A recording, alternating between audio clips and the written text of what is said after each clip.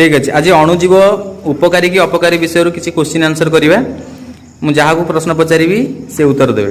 प्रथम क्वेश्चन अणुजीव क्या कह जाए मामुनी केतेक छोट छोट जीव जहाँ को अणुवीक्षण यंत्र द्वारा देखिए जहाँ को अणुजीव कह जाए जथा सजीव मध्य अणुजीव सबसे सरल एवं क्षुद्र। वेरी गुड बस अणुजीव केते प्रकार और कौन कौन सुश्री अणुजीव 4 श्रेणी विभक्त यथा बीजाणु आदि प्राणी कवक शैवाल। वेरी गुड अच्छा भूताणु कौन सुहाना भूताणु अणुजीव ठारू आहुरी एक क्षुद्र जीव जहाँ को इलेक्ट्रॉनिक अणुवीक्षण यंत्र रे नियमित छवि साहाय्य देखियो। वेरी गुड भूताणुर उपस्थिति आम कहीं जानिबा भूताणु को जगह अच्छी बोली यास्मिन उद्भिद प्राणी किंबा बीजाणु मानक देखा जाथिबा केतक लक्षण भित्ति करी आमे भूताणुर उपस्थिति को अनुमान करि परिबा। वेरी गुड बस भूताणु किपरि वंश विस्तार करे के कहबो सुश्री भूताणु केवल पोषक जीव यथा बीजाणु उद्भिद एवं प्राणी कोष भीतर ही वंश विस्तार करे। वेरी गुड बस अच्छा अणुजीव केउं स्थान रे सब देखा जाती यास्मिन अणुजीव प्राय सब स्थान रे देखा जाती यथा माटी पानी पवन मेरु अंचल कृष्ण तप्त जल समुद्र मरुभूमि और प्राणी मानक देहर विभिन्न अंश रे देखा जाती आ केतक अणुजीव अन्य जीव मानक शरीर रे बढ़ी थांती आ केतक मुक्त भाई परिवेश रे वास करती। वेरी गुड बस अणुजीव मानकर शरीर किभଳି भाबे होइता है वैशाली अणुजीव मध्य बीजाणु आदि प्राणी शरीर गोटे कोष इत्यादि एमानक कोष कहा जाए केवल शैवाल और इच भर कवक माने कोष थांती अन्य शैवाल और कवक माने कोष थांती। वेरी गुड अणुजीव आम पई उपकारी ना अपकारी अरमान का अणुजीव हमर उभय उपकारी और अपकारी होइथान उभय उपकारी और अपकारी होइता बस वेरी गुड अच्छा दही प्रस्तुत रे केउ अणुजीव साहाय्य करे अर्चिता अच्छा आउ जने के भल ठीक से कहबो नाटा को हाँ से बीजाणुर नाटा कौन ठीक से कहबो यास्मिन लैक्टोबैसिलस बीजाणु वेरी गुड अच्छा कवक किपरि आमर कार्य लगी थाए के कहबो कवक किपरि हम काम लगी था अरमान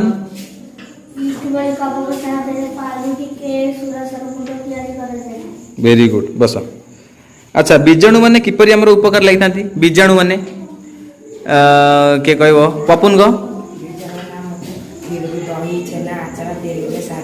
वेरी गुड बस अच्छा किणन पद्धति कौन के कहबो अर्चिता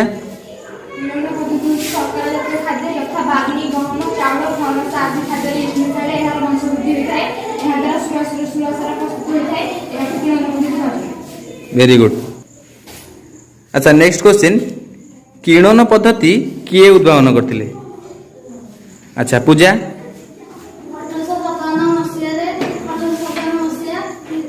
ता ना कौन लुई लुई पास्चर ठीक अच्छे बस अच्छा जीवाग्न कौन यास्मिन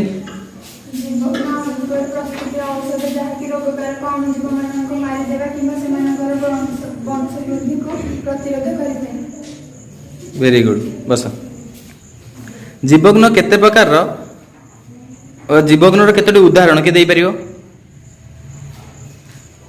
मामुनी स्ट्रेप्टोमाइसिन टेट्रासाइक्लिन एरिथ्रोमाइसिन ठीक अच्छे बस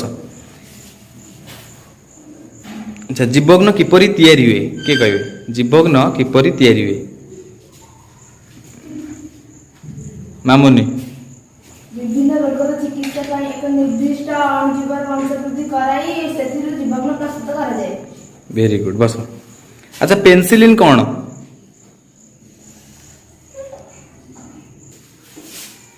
अच्छा पेनिसिलिन कौन सुश्री पेनिसिलिन एक जीवाणु बा एंटीबायोटिक एहा सबुज रंग कवकରୁ ତିଆରି। वेरी गुड बस केउ प्रकार रोग पई जीवग्न काम करे नहीं माने जीवग्न एंटीबायोटिक मेडिसिन काम करे नहीं को प्रकार रोग पई शुभस्मिता भूताणु जनित रोग यथा सर्दी एवं फ्लूर ନିରାକରଣ ଜୀବକୁ ବ୍ୟବହାର ହୋଇଥାଏ ନଥାଏ। ଆଚ୍ଛା, ଜୀବାଗ୍ନ ବ୍ୟବହାର କଲେ କାମ କରି ନଥାଏ। ଆଚ୍ଛା, ଠିକ ଅଛି। ପ୍ରତିପିଣ୍ଡ କ'ଣ କିଏ କହିବ? ପୂଜା। ପ୍ରତିପିଣ୍ଡ ହେଉଛି ରକ୍ତରେ ଥିବା ଏକ ପ୍ରୋଟିନ୍ ଜାତୀୟ ଉପାଦାନ ଯାହାକି ଆମକୁ ଅଣୁଜୀବ ରୋଗକାରକ ଦାଉରୁ ରକ୍ଷା କରିଥାଏ। ଅଣୁଜୀବ ମାନେ ରୋଗକାରକ ଅଣୁଜୀବ ଦାଉରୁ ଆମକୁ ରକ୍ଷା କରିଥାଏ, ବା ଯଦି ଆମ ରୋଗ ହେଇଗଲା ତାହେଲେ ପ୍ରତିପିଣ୍ଡ ଆମକୁ ରୋଗରୁ ରକ୍ଷା କରେ। ଭେରି ଗୁଡ୍, ବସ। ଆଚ୍ଛା, ଟୀକା କ'ଣ କିଏ କହିବ? ସୁଶ୍ରୀ। ଟୀକା ହେଉଛି ମଣିଷକୁ ରୋଗମୁକ୍ତ ରଖିବା ଏକ ପ୍ରକ୍ରିୟା ଯେଉଁଥିରେ ମୃତ ଏବଂ ଦୁର୍ବଳ ଅଣୁଜୀବ ଶରୀର ମଧ୍ୟରୁ ପ୍ରବେଶ କରିବାକୁ ଦିଆଯାଏ। ଏହା ଦ୍ୱାରା ମଣିଷ ନିଜର ନିର୍ଦ୍ଦିଷ୍ଟ କ୍ଷମତା ଦ୍ୱାରା ଉପଯୁକ୍ତ ପ୍ରତିପିଣ୍ଡ ଉତ୍ପନ୍ନ କରି ସକ୍ରିୟ ପ୍ରକ୍ରିୟା କରେ। ଆଚ୍ଛା, ନେକ୍ସଟ କ୍ୱେଶ୍ଚିନ୍, ବସନ୍ତ ରୋଗର ଟୀକା କିଏ ଉଦ୍ଭାବନ କରିଥିଲେ? କିଏ କହିବେ? ଆଚ୍ଛା, ଅକ୍ତର। ଏଡୱାର୍ଡ ଜେନର। ଭେରି ଗୁଡ୍, ବସ। ଆଚ୍ଛା, ନେକ୍ସଟ କ୍ୱେଶ୍ଚିନ୍, ଅଣୁଜୀବ ମାନେ କିପରି ମୃତ୍ତିକାକୁ ଉର୍ବର କରିଥାନ୍ତି? ବୈଶାଳୀ। ଅଣୁଜୀବମାନଙ୍କ ମଧ୍ୟରୁ ବୀଜାଣୁ ଓ ନିରହରି ଶୈବାଳ ବାୟୁମଣ୍ଡଳ ସିଧାସଳଖ ଜୈବଖାଦ୍ୟର ସଂଗ୍ରହ ଓ ବିବର୍ଦ୍ଧନ କରି ମୃତ୍ତିକାର ଉର୍ବରତା ବଢ଼ାଇଥାଏ। ଆଚ୍ଛା, ନେକ୍ସଟ କ୍ୱେଶ୍ଚିନ୍, ଅଣୁଜୀବ ମାନେ ପରିବେଶକୁ କିପରି ସୁରକ୍ଷିତ ରଖିଥାନ୍ତି? କୁହ ସୁଶ୍ରୀ। ଅଣୁଜୀବମାନେ ପ୍ରାଣୀ ଓ ଉଦ୍ଭିଦ ସେମାନଙ୍କର ମୃତ ଶରୀର କିମ୍ବା ମଳମୂତ୍ର ଓ ବର୍ଜ୍ୟବସ୍ତୁ ସମୂହ ଅପହରଣ କରି ମୃତ୍ତିକାରେ ମିଶାଇଥାନ୍ତି, ଯାହା ଫଳରେ ପରିବେଶ ପ୍ରଦୂଷଣମୁକ୍ତ ହୋଇଥାଏ। ଆଚ୍ଛା, ନେକ୍ସଟ କ୍ୱେଶ୍ଚିନ୍, ବ୍ୟାଧି ଜାତକ କାହାକୁ କୁହାଯାଏ? ବ୍ୟାଧି ଜାତକ ବା ପାଥୋଜେନ୍ କାହାକୁ କୁହାଯାଏ? ସୁଶ୍ରୀ। କେତେକ ଅଣୁଜୀବ ଦ୍ୱାରା ମଣିଷ ଉଦ୍ଭିଦ ଓ ପ୍ରାଣୀମାନଙ୍କ ଦେହ ରୋଗ ହୋଇଥାଏ। ଏହି ରୋଗକାରକ ଅଣୁଜୀବକୁ ବ୍ୟାଧି ଜାତକ ଓ ପାଥୋଜେନ୍ କୁହାଯାଏ। ଭେରି ଗୁଡ୍, ବସ। ଆଚ୍ଛା, ବ୍ୟାଧି ଜାତକ ଅଣୁଜୀବ ଶରୀର ମଧ୍ୟକୁ କେମିତି ପ୍ରବେଶ କରନ୍ତି? ସେ ଅଣୁଜୀବ ଯେଉଁମାନେ କ୍ଷତିକାରକ ଆମ ପାଇଁ ଶରୀର ଭିତରୁ କେମିତି ଆସନ୍ତି? ବୈଶାଳୀ। ବ୍ୟାଧି ଜାତକ ଗୁଡ଼ିକ ଆମ ଶରୀର ମଧ୍ୟକୁ ପିଇବା ପାଣି, ଖାଦ୍ୟ କିମ୍ବା ପ୍ରଶ୍ୱାସ ନେଉଥିବା ପବନ ଦ୍ୱାରା ଆମ ଶରୀର ମଧ୍ୟକୁ ପ୍ରବେଶ କରିଥାଏ। ଭେରି ଗୁଡ୍, ବସ। ଆଚ୍ଛା, ସଂକ୍ରାମକ ରୋଗ କ'ଣ? ସୁହାନା। ଯେଉଁ ଅଣୁଜୀବ ଜନିତ ରୋଗଗୁଡ଼ିକ ଜଣେ ରୋଗକାନ୍ତ ବ୍ୟକ୍ତିଙ୍କ ଠାରୁ ଜଳ, ବାୟୁ, ଖାଦ୍ୟ କିମ୍ବା ଶାରୀରିକ ସଂସ୍ପର୍ଶ ଦ୍ୱାରା ସ୍ୱଚ୍ଛ ମଣିଷ ଦେହରେ ସଂକ୍ରମିତ ହୋଇଥାଏ ସେଗୁଡ଼ିକୁ ସଂକ୍ରାମକ ରୋଗ ବା କମ୍ୟୁନିକେବଲ୍ ଡିଜିଜ୍ କୁହାଯାଏ। ଭେରି ଗୁଡ୍, ବସ। ସଂକ୍ରାମକ ରୋଗର କେତେଟା ଉଦାହରଣ କିଏ ଦେବ? ରାଜେଶ। ହଇଜା, ସର୍ଦ୍ଦି, ହାଡ଼ଫୁଟି, ଯକ୍ଷ୍ମା ଇତ୍ୟାଦି ସଂକ୍ରାମକ ରୋଗ ହୋଇଥାଏ। ଭେରି ଗୁଡ୍, ବସ। ଆଚ୍ଛା, ଥଣ୍ଡା ବା ସର୍ଦ୍ଦି ଯେକୌଣସି ଲୋକକୁ ହେଇଛି ତାଠାରୁ ସୁସ୍ଥ ବ୍ୟକ୍ତିକୁ କେମିତି ସେଇଟା ବ୍ୟାପେ? କିଏ କହିବ? ସାନିଆ। ଜଣକୁ ଯଦି ଥଣ୍ଡା ବା ସର୍ଦ୍ଦି ହୋଇଥାଏ, ସେ ଛିଙ୍କିଲା ବେଳେ ନିର୍ଗତ ଜଳ ବିନ୍ଦୁ ସହ ହଜାର ହଜାର ଭୂତାଣୁ ବାୟୁମଣ୍ଡଳକୁ ଆସିଥାନ୍ତି। ସୁସ୍ଥ ଲୋକ ପ୍ରଶ୍ୱାସରେ ଏଗୁଡ଼ିକ ଶରୀର ମଧ୍ୟକୁ ପ୍ରବେଶ କରିଥାନ୍ତି। ଭେରି ଗୁଡ୍, ବସ। ଆଚ୍ଛା, ବାୟୁ ଜଳ କିମ୍ବା ରୋଗୀ ବ୍ୟତୀତ ମାନେ କୌଣସି ଲୋକକୁ ରୋଗ ହେଇଛି ତା ବ୍ୟତୀତ ତାର ସଂସ୍ପର୍ଶ ବ୍ୟତୀତ ଅନ୍ୟ କେଉଁ ମାଧ୍ୟମରେ ବ୍ୟାଧି ଜାତକ ଆମ ଶରୀର ମଧ୍ୟକୁ ପ୍ରବେଶ କରିପାରିବେ? ସୁହାନା।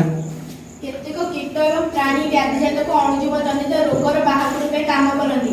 ବର୍ଜ୍ୟବସ୍ତୁ କିମ୍ବା ଆବର୍ଜନା ଉପରେ ବସୁଥିବା ମାଛି ଆମେ ଗ୍ରହଣ କରୁଥିବା ଖାଦ୍ୟ ଉପରେ ବସିବା ଫଳରେ ବ୍ୟାଧିଜାତକ ଆମ ଶରୀରରେ ପ୍ରବେଶ କରିଥାନ୍ତି।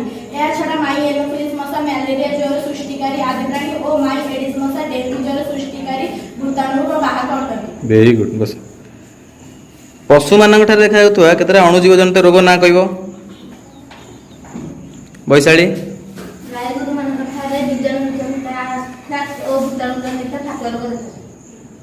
Very good. ଆଚ୍ଛା, ନେକ୍ସଟ କ୍ୱେଶ୍ଚିନ୍, ଆନ୍ଥ୍ରାକ୍ସ ରୋଗ କିଏ ଆବିଷ୍କାର କରିଥିଲେ? ଶୁଭସ୍ମିତା। 1866 ମସିହାରେ ରୋବର୍ଟ କକ୍ ଆନ୍ଥ୍ରାକ୍ସ ଆବିଷ୍କାର କରିଥିଲେ। ଆଚ୍ଛା, ବସ। ନେକ୍ସଟ, ଉଦ୍ଭିଦ ମାନଙ୍କର ଦେଖାଯାଉଥିବା କେତେଟା ଅଣୁଜୀବ ଜନିତ ରୋଗର ନାଁ କିଏ କହିବ? ସାନିଆ। ବୀଜାଣୁ ଜନିତ ଲେମ୍ବୁ ଗଛ, ଜାଦୁଆ ରୋଗ, ଗହମର କଳଙ୍କି ରୋଗ, ଭେଣ୍ଡିରେ ୟେଲୋଭେନ୍ ମୋଜାଇକ୍ କେତେକ ଉଦାହରଣ ଅଟେ। ୟେଲୋଭେନ୍ ମୋଜାଇକ୍ କେଉଁ ଅଣୁଜୀବ ଜନିତ ରୋଗ?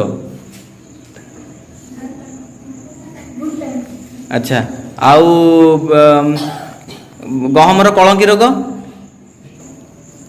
ଗହମରେ ଯେଉଁ କଳଙ୍କି ରୋଗ ହୁଏ ସେଇଟା କେଉଁ ଅଣୁଜୀବ ଜନିତ? କବକ ଜନିତ। ଭେରି ଗୁଡ୍, ବସ।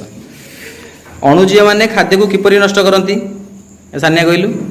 କେତେକ ଅଣୁଜୀବ ଦ୍ୱାରା ଖାଦ୍ୟ ବିଷାକ୍ତ ହୋଇଥାଏ। ଖାଦ୍ୟ ଥିବା ଏହି ଅଣୁଜୀବ ଦ୍ୱାରା ନିଜ ବଂଶ ବିସ୍ତାର କରି ବିଷ ଉତ୍ପନ୍ନ କରିଥାନ୍ତି। ଏହାଦ୍ୱାରା ଖାଦ୍ୟ ନଷ୍ଟ ହେବା ସହ ଲୋକଟି ମୃତ୍ୟୁ ମୁଖରେ ପଡ଼ିବାର ସମ୍ଭାବନା ଥାଏ। ଭେରି ଗୁଡ୍, ବସ। अच्छा खाद्य परिरक्षण कौन? अच्छा अर्चिता ବେଳେବେଳେ ଅଣୁଜୀବମାନେ ଖାଦ୍ୟ ପଦାର୍ଥକୁ ନଷ୍ଟ କରିଦେଇଥାନ୍ତି ଯାହାଫଳରେ ଏହାର ରଙ୍ଗ ବଦଳିଯାଏ ଏବଂ ଏହାର ସ୍ୱାଦ ନଷ୍ଟ ହୋଇଯାଏ। ଏହା ଏକ ରାସାୟନିକ ପ୍ରକ୍ରିୟା ଅଟେ। ଅଣୁଜୀବ ଦ୍ୱାରା ଖାଦ୍ୟ ପଦାର୍ଥକୁ କେତେକ ନିର୍ଦ୍ଦିଷ୍ଟ ପଦ୍ଧତିରେ ସୁରକ୍ଷିତ ରଖାଯାଇଥାଏ। अच्छा हो बस। अच्छा खाद्य परिरक्षण पद्धतिर केतटा उदाहरण के कहबो? से अर्चिता कहले देखा खाद्य परिरक्षण केतटा उदाहरण? ଲୁଣ ଏବଂ ଖାଇବା ତେଲ ଭଳି କେତେକ ରାସାୟନିକ ଦ୍ରବ୍ୟ ଅଣୁଜୀବମାନଙ୍କର ବୃଦ୍ଧି ରଖିଥାଏ ଏବଂ ଆଚାରକୁ ଅଣୁଜୀବ ଦାଉରୁ ସୁରକ୍ଷିତ ରଖିବା ପାଇଁ ଏଥିରେ ତେଲ ଭିନେଗାର ଲୁଣ ବ୍ୟବହାର କରାଯାଏ। ମାଂସ ଓ ମାଛର ପରିରକ୍ଷଣ ପାଇଁ ଲୁଣ ବ୍ୟବହାର କରାଯାଏ। ଜାମ୍ ଜେଲି ସକ୍ସର ପରିରକ୍ଷଣ ପାଇଁ ଚିନି ବ୍ୟବହାର କରାଯାଏ। କେତେକ ଥଣ୍ଡା ଏବଂ ଗରମ ପରିବେଶରେ ଖାଦ୍ୟକୁ ପରିରକ୍ଷଣ କରାଯାଇଥାଏ। ठीक है बस। अच्छा पाश्चरीकरण कौन सुहाना? 70 डिग्री सेल्सियस तापमात्रा रे क्षीर को 15-30 सेकेंड पर्यंत गरम करी संगे संगे ठंडा करा जाय। साइड रखिबा द्वारा अणुजीव वृद्धि बाधा प्राप्त करिथाय एहाकु पाश्चरीकरण अनुमाने। वेरी गुड बस। जबखारजान विबंधन कौन अर्चिता? ମାଟିରେ ଥିବା କେତେକ ନୀଳହରିତ ଶୈବାଳ ଏବଂ ରାଇଜୋବିୟମ ନାମକ ବୀଜାଣୁ ସୋୟାବିନ୍ ଏବଂ ମଟର ଭଳି ଡାଲି ଜାତୀୟ ଉଦ୍ଭିଦର ମୂଳ ଗଣ୍ଠିରେ ବାସ କରେ। ଯେହେତୁ ଉଦ୍ଭିଦ ଓ ପ୍ରାଣୀମାନେ ସିଧାସଳଖ ବାୟୁମଣ୍ଡଳରୁ ଯବକ୍ଷାରଜାନକୁ ଗ୍ରହଣ କରିପାରନ୍ତି ନାହିଁ, ସେଥିପାଇଁ ମାଟିରେ ଥିବା ବୀଜାଣୁ ଓ ନୀଳହରିତ ଶୈବାଳ ମାନେ ବାୟୁମଣ୍ଡଳରୁ ଯବକ୍ଷାରଜାନକୁ ଉପଯୋଗୀ ଯବକ୍ଷାରଜାନ ଯୌଗିକରେ ପରିଣତ କରନ୍ତି। ଉଦ୍ଭିଦ ଏହାର ମୂଳ ସାହାଯ୍ୟରେ ମାଟିରୁ ଏହାକୁ ଶୋଷଣ କରିଥାଏ। ଏହା ଯବକ୍ଷାରଜାନ ନିର୍ମାଣ କରେ। Very good.